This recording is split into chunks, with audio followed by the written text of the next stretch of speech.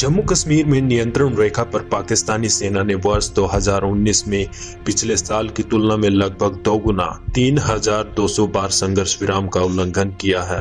पिछले वर्ष गोलाबारी की लगभग 1,629 घटनाएं हुई थी। सूत्रों के अनुसार इस साल दिसंबर में ही अब तक 329 बार संघर्ष विराम का उल्लंघन हुआ, जो पिछले साल के इसी महीने में दर्ज किए गए 175 मामलों से लगभग दोगुना है।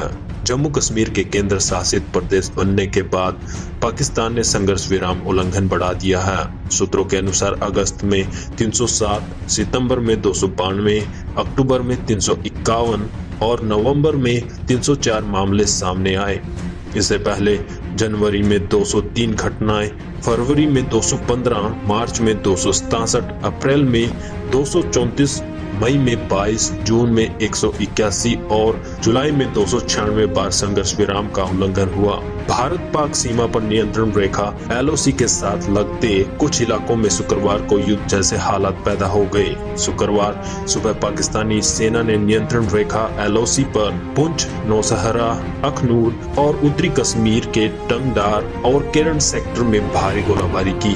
भारतीय सेना ने भी जवाबी कार्रवाई की तो तंगधार के सामने, एत मुकाम और सुंदरबनी के सामने वाले इलाके में तैनात पाकिस्तानी सैनिक अपनी 2 चौकियां छोड़कर भाग खड़े हुए।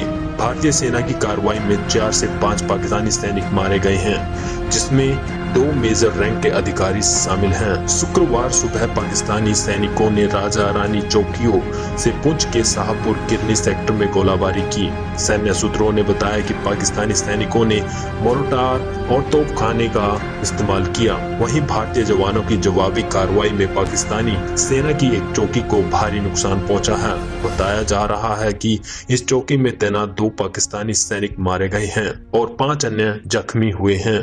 दोपहर 1:15 बजे पाकिस्तानी सैनिकों ने जम्मू के अखनूर सेक्टर में केरी बट्टल क्षेत्र में भारतीय ठिकानों पर गोलीबारी शुरू की।